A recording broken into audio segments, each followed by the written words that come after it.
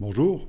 À plusieurs reprises, on m'a demandé comment je faisais mes vidéos, avec quel outil. Eh bien, je vais répondre en faisant une vidéo sur comment je fais mes vidéos. Et la réponse est avec Keynote. Donc, j'utilise l'outil Keynote dont on va parler, plus un micro USB externe que j'ai acheté dans le commerce. Et une fois que mes vidéos sont prêtes, je les déverse sur ma chaîne YouTube. Alors cette dernière étape, je ne vais pas du tout l'expliquer. Elle est abondamment illustrée dans d'autres vidéos ailleurs. Vous pourrez trouver facilement comment créer une chaîne YouTube, comment exporter vos vidéos, etc., etc. Donc ça, cette flèche bleue, là, je ne vais pas du tout l'illustrer. Alors, pour celles et ceux qui ne connaîtraient pas ma chaîne, la voici. Elle s'appelle À la découverte des graphes. Je parle de théorie et d'algorithmes de graphes. J'ai créé à peu près 45 vidéos, voilà, qui sont de ce type-là. Alors voici un petit exemple, une vidéo que j'ai faite récemment sur l'algorithme de Kruskal, qui est un algorithme de théorie des graphes. Ici, je ne mets pas le son parce que sinon vous allez mal l'entendre. J'ai mis un petit peu en accéléré pour voir quelles sont les choses que j'utilise. Donc il y a un tas de choses qui apparaissent et qui disparaissent pour appuyer mon propos. Vous voyez qu'il n'y a pas du tout de face caméra, je n'utilise pas du tout de caméra, ce qui est d'ailleurs un point faible, je dirais, de mes vidéos. Mais je l'ai fait comme ça. Voilà. Donc si vous voulez apprendre à faire ce genre de choses, ou à faire des présentations keynote assez simplement, eh bien suivez la vidéo que je vous propose aujourd'hui.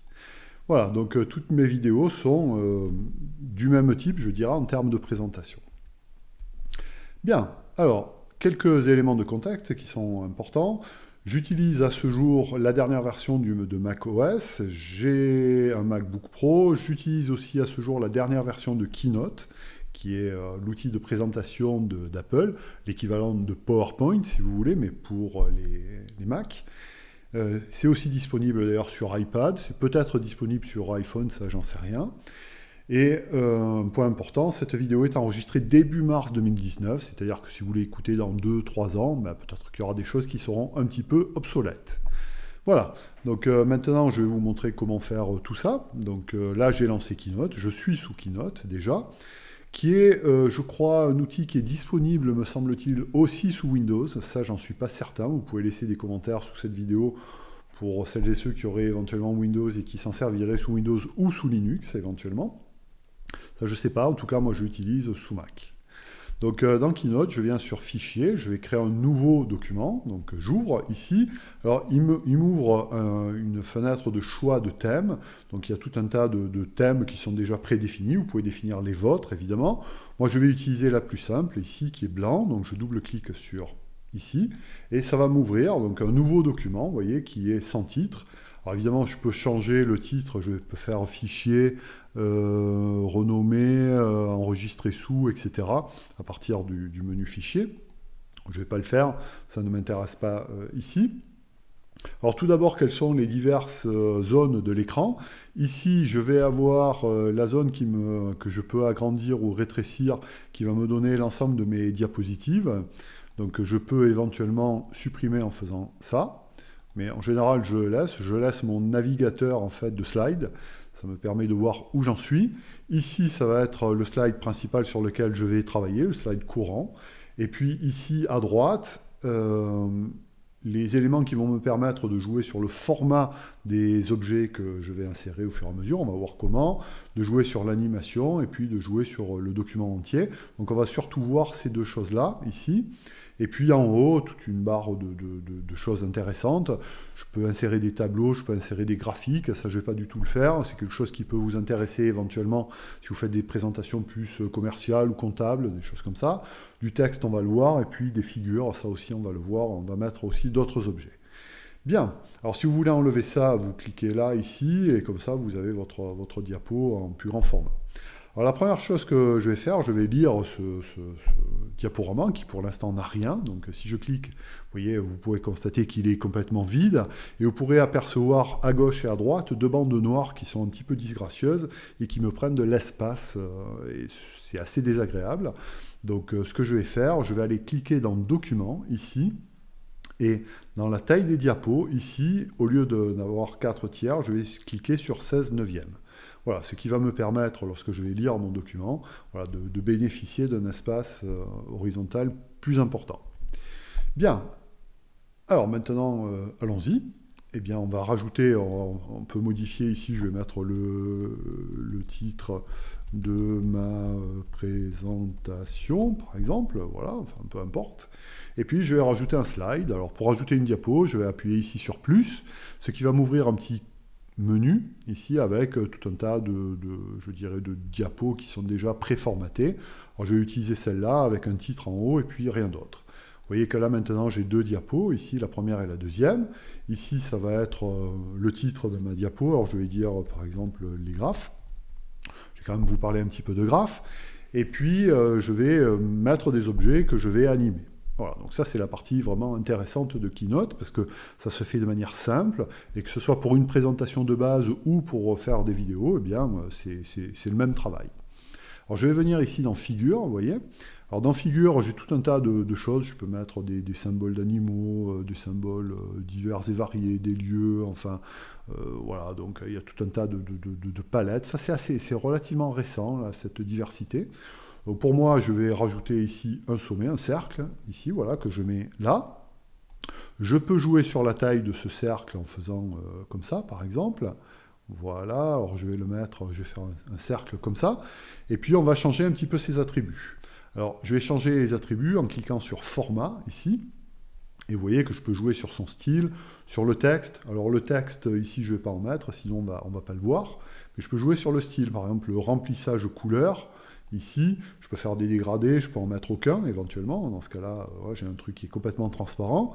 Ici, remplissage couleur. Si je clique ici, ça va m'ouvrir un menu de choix de couleurs. Alors ça, c'est une palette de base.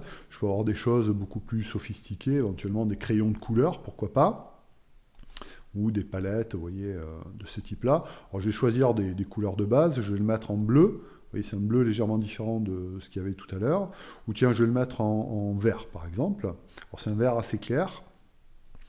Donc ici, et puis bordure. Alors soit il n'y a pas de bordure, je vais mettre une petite bordure, ici, une ligne, vous voyez, pour bien marquer le tour de mon cercle. Alors ici, elle est de 5 points. 5 points, ça fait un petit peu beaucoup. Voilà, je vais mettre 3 points ou 2 points, par exemple. Alors, vous pouvez choisir des lignes éventuellement en pointillés. Enfin, il y a tout un tas de possibilités. Voilà, donc on va dire que ça va être un sommet de mon graphe. Et maintenant, je vais l'animer, ce sommet-là, parce que tous les sommets de mon graphe que je vais dessiner vont être soumis à la même animation. Donc là, maintenant, je sélectionne l'objet que je veux animer, je clique sur Animer, ici, et il va m'ouvrir un contexte dans lequel je vais pouvoir animer l'entrée, je vais pouvoir animer la sortie, éventuellement, et puis faire des actions. Donc on va surtout parler de entrée et de sortie. Donc là, je clique sur Entrée, je vais rajouter un effet, et je vais faire, par exemple, un glisser entrant, si je le trouve. Alors, il faut que je le trouve. Tracé de ligne. Glisser entrant. Voilà. Ici. Donc, par défaut, il me le fait de gauche à droite. Je peux lui faire de droite à gauche, en biseau, etc. Ici, je mets la durée de mon action, par exemple 1 seconde 25. Et puis, bah, je suis content. Voilà. Donc maintenant, je vais dupliquer mon objet. Je vais en créer donc avec CTRL-C, CTRL-V, copier-coller. Hein, j'en crée un certain nombre que je vais ensuite déplacer ici, comme ça, pour créer, par exemple, un petit graphe. Ici, vraiment très très simple. Voilà, donc je place mes objets. Et maintenant, si je fais lire la diapo, bon, qu'est-ce que j'ai? J'ai mon titre qui, lui, est permanent, qui n'est pas du tout animé, et puis ensuite, j'ai l'apparition, lorsque je clique, du premier sommet, du deuxième, du troisième, du quatrième et du cinquième. Voilà. Alors, bon, là, je ne suis pas très satisfait, parce que ce que j'aimerais faire, en fait, c'est avoir tous mes sommets qui apparaissent en même temps. Alors, pour ça, donc, je vais sur Animer, ici, et je vais ici, dans Ordre de composition, qui est en quelque sorte un peu le scénario d'animation de mon slide. Alors je m'aperçois que ici, si je clique sur cercle 1, c'est celui-là, il va apparaître ici au clic de souris. Bon, très bien. Le cercle 2, il va aussi apparaître au clic de souris. C'est-à-dire que pour le faire apparaître, il va falloir que je clique sur la souris, que je provoque une animation. Et ça, j'ai pas envie de faire ça. J'ai envie que lorsque je clique une fois, tous les sommets apparaissent en même temps. Donc pour ça, en fait, je vais les sélectionner le deuxième jusqu'au dernier en faisant Shift-clic. Voilà. Et je vais changer ici leur animation et je vais les faire apparaître avec la composition précédente, ici. Vous voyez, donc là, maintenant, ils sont collés les uns aux autres. Et si je fais lire à nouveau, mon titre, évidemment, est permanent. Et là, maintenant, tous mes sommets apparaissent ensemble. Très bien. Voilà, donc ça, c'est mon ordre de composition que je peux enlever pour récupérer de l'espace écran. Maintenant, je vais mettre des arêtes. Alors, des arêtes, ici, c'est simplement des traits. Alors, je vais prendre ce trait-là, parce qu'il est pas mal, il est intéressant. Alors, je vais faire comme pour les sommets, c'est-à-dire que je vais tailler les arêtes que je veux, puis ensuite, je les disposerai sur ma vue. Bien, je vais d'abord changer le format, donc je viens ici, je clique sur format, vous voyez que mon arête ici est sélectionnée. Alors pour moi, une arête, ça va être un trait, donc un trait un petit peu épais, de façon à ce que vous puissiez le voir. Je vais en changer la couleur, donc je clique ici sur la couleur, je vais les mettre par exemple en rouge, pour que ça soit bien, ici, comme ça, et puis c'est tout. Et puis je vais l'animer, donc je le sélectionne, je viens sur animer, je vais rajouter un effet d'entrée et je vais faire par exemple tracer de ligne. Voilà. Comme ça, par exemple, ou alors du milieu aux extrémités, ce qui va me donner quelque chose comme ça. Alors là, 2 secondes, c'est un petit peu long, donc je vais réduire 1 seconde 50. Bien, une fois que je suis content de mon arête, eh bien, en fait, je vais la dupliquer. Donc je fais pomme C, pomme V, voilà, j'en mets un certain nombre, même si j'en ai trop, c'est pas grave. Je les supprimerai, et puis voilà, je vais créer mon graphe maintenant, donc qui n'est jamais qu'un ensemble d'arêtes qui relient ici des sommets.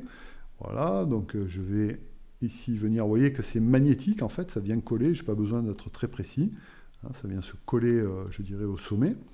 Voilà, je vais mettre encore une arête ici, ici et ici. Les 2 dernières arêtes ne me servent à rien, donc je les sélectionne et je les supprime. Alors je vois que mon graphe, il a un petit peu de traviole, donc je vais légèrement modifier son apparence, ce qui ne change absolument rien à la présentation, hein, à l'animation. Voilà, regardons ce que ça donne. Maintenant, je fais lire. Évidemment, tous mes sommets apparaissent, et maintenant, j'ai mes arêtes qui apparaissent les unes après les autres, puisque c'est ce que j'ai demandé. Alors, si j'ai envie que les arêtes apparaissent tout en même temps, je vais dans Ordre de composition. Je vois que chacune apparaît au clic de souris. Ça ne me plaît pas, donc je sélectionne la deuxième jusqu'à la dernière en faisant Shift-clic. Je viens ici avec la composition précédente, et là, je vais avoir le résultat que je veux. C'est-à-dire le titre qui est permanent, les sommets qui arrivent tous en même temps, et les arêtes qui se déploient tout en même temps. Voilà.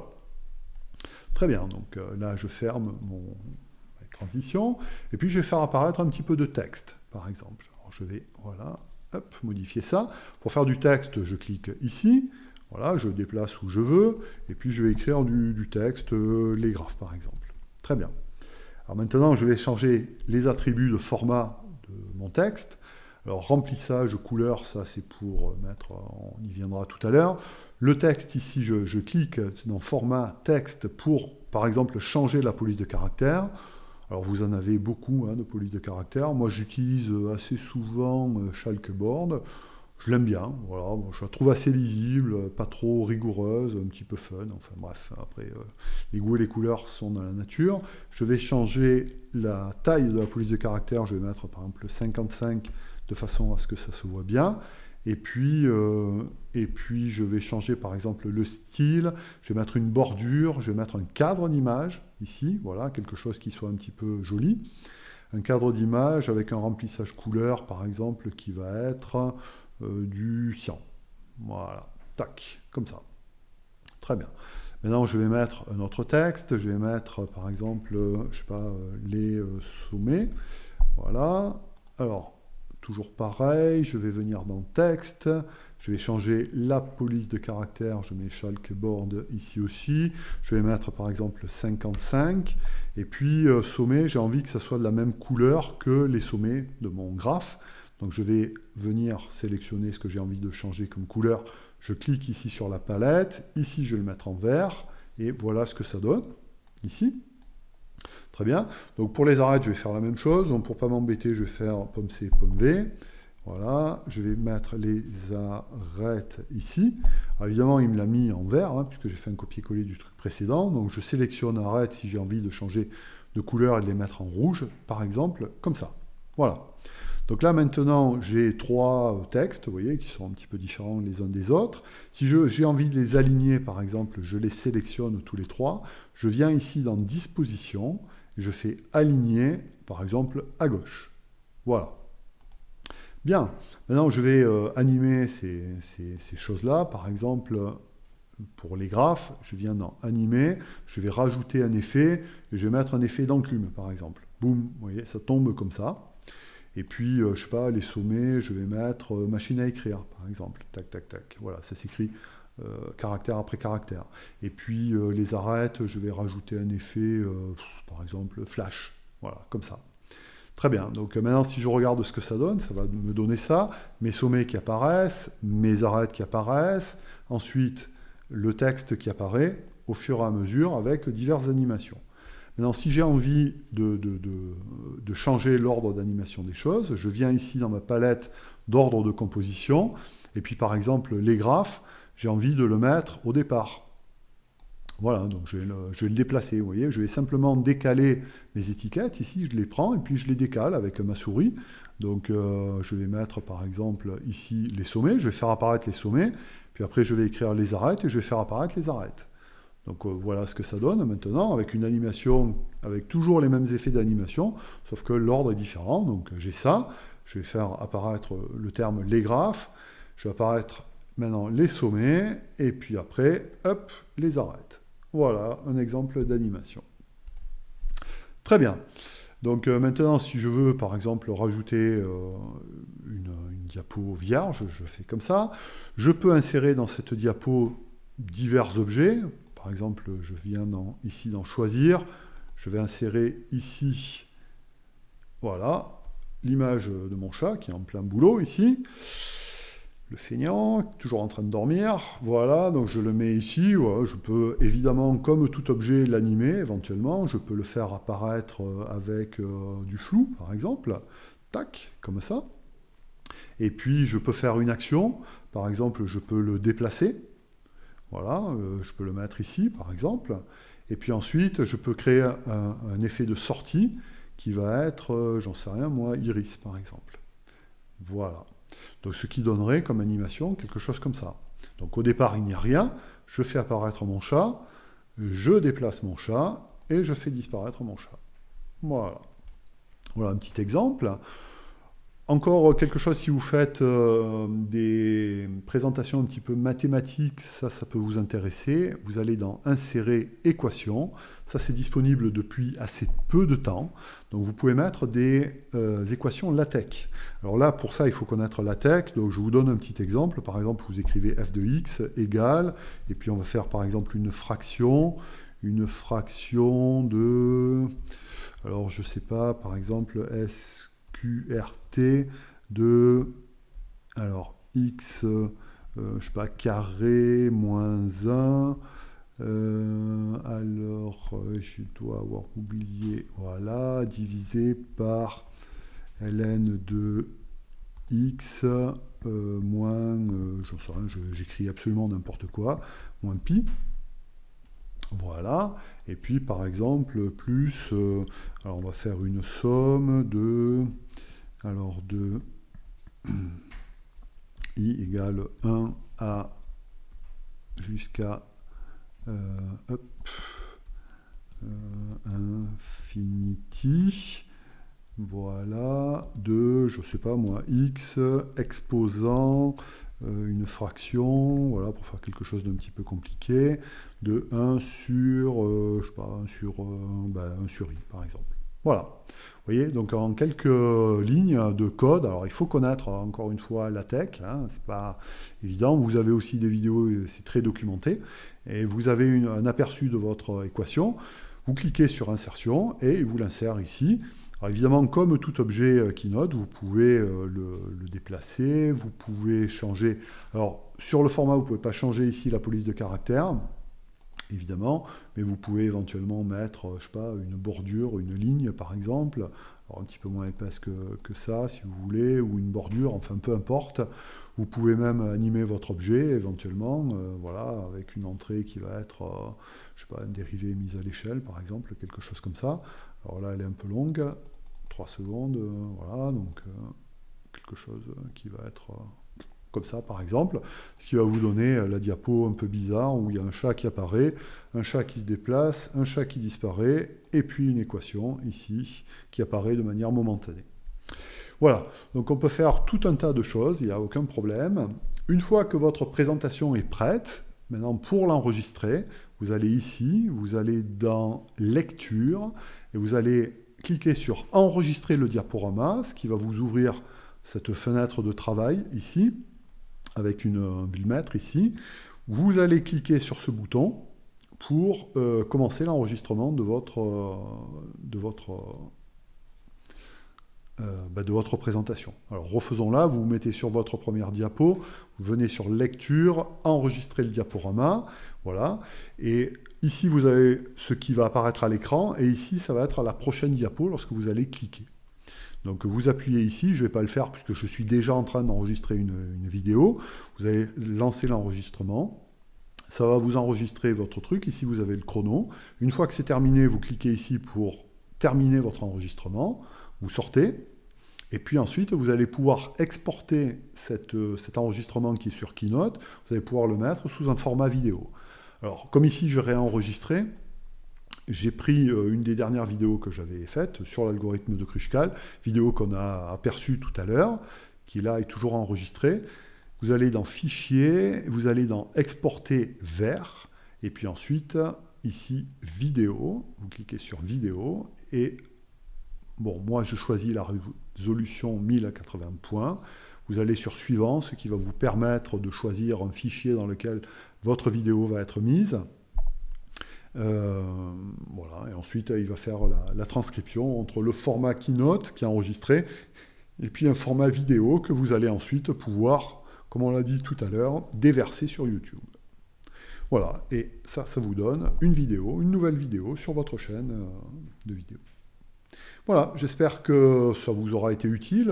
Keynote est vraiment un outil qui est très très simple à manipuler. Vous pouvez faire des animations de manière très très simple.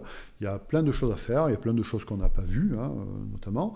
C'est un outil qui est vraiment très sympa à prendre en main et qui permet de faire des choses vraiment très simples. Voilà, à bientôt, au revoir.